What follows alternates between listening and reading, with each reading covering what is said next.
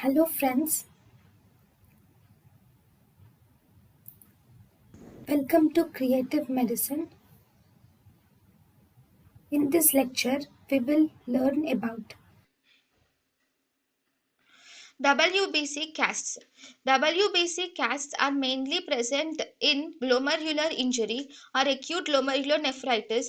RBC casts are present in glomerular injury or acute glomerulonephritis. In glomerular injury or acute glomerulonephritis, the RBC's hematuria is also seen, and also RBC casts are also seen. Whereas WBC casts are seen in interstitial injury, and they are seen in interstitial nephritis, because in interstitial nephritis it is occurring due to the infection. So interstitial injury or in interstitial nephritis you will see WBC casts. Then sometimes WBC casts are also associated with bacteria.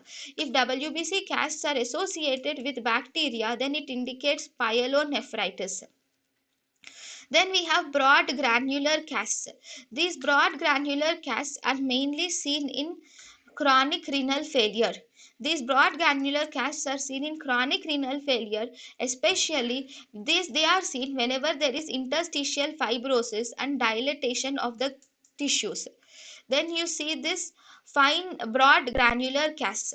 Then we also have one more type which is called as pigmented muddy brown granular casts. These pigmented muddy brown granular casts, these pigmented muddy brown granular casts are actually seen in ischemic nephrotoxic injury. They are seen in ischemic nephrotoxic injury or tubular necrosis. We can use this pigmented muddy brown granular casts.